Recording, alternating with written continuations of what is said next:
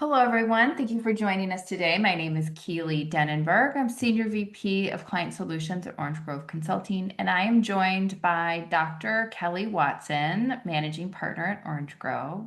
And we're continuing a discussion on workforce planning as part of an organizational redesign.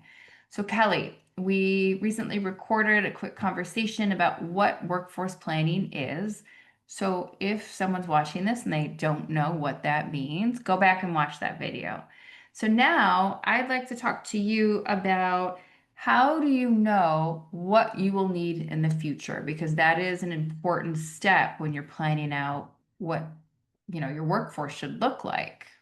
Yeah, that's a great question, predicting the future demand. And I think most organizations attack that problem by asking each department how much headcount they're going to need in the future and rolling it up into some kind of a budget. And I think few of them do 5 years. I personally like to think 5 years, but I also like to go a little deeper than just asking a department, what roles, because I think that is kind of an incrementalization approach, meaning, okay, well, here's what I have today. So I think I need two more people there because these people are super busy, as opposed to being really aligned with the overall goals of the organization and what the real need's going to be. So we like to take a step back from that and say, look, we need to take apart the individual processes that each department provides or goes through and look for opportunities where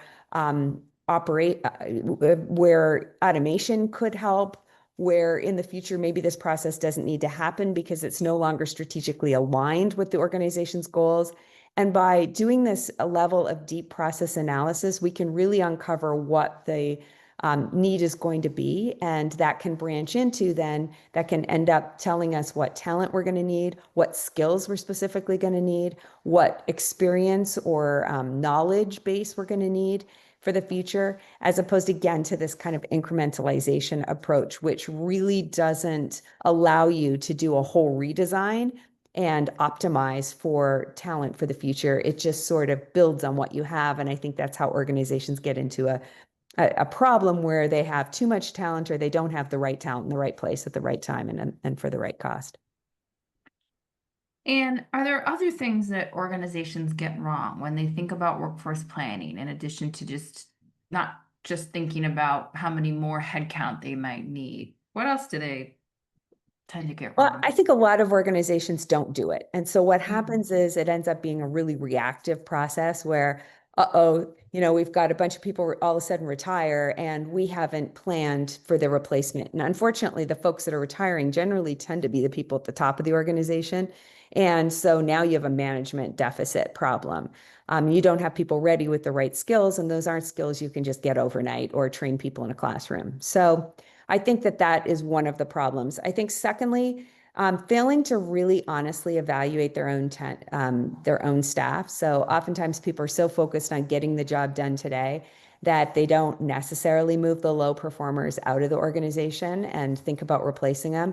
They don't identify their top performers or their high potentials, and they don't put a lot of development around those folks. And so they don't end up, again, having people moved into place because they haven't really, thought about what people do I need in place.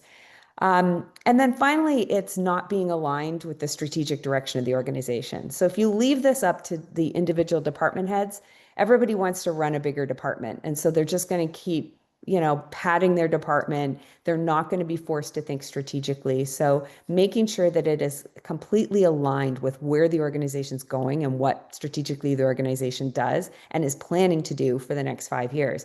And being willing to say, okay, that could mean that my department goes away because AI is here or because we're no longer going to focus on this particular product set. In which case, we have to be mindful about, great, there's some talent here. How are we going to move them into other roles? And we have 3 years to do it rather than waiting until the 3 years happens and now we're laying off a bunch of people, which is really irresponsible and a waste of all that time and energy you spent developing them and getting them to, be wonderful in your culture.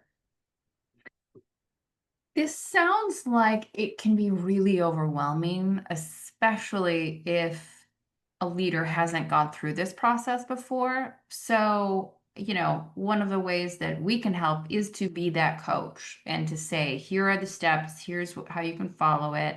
And I know that we offer a lot of different ways to support clients. Some of them we can be a little more, kind of coach based and say, here's what you need to do, go do it.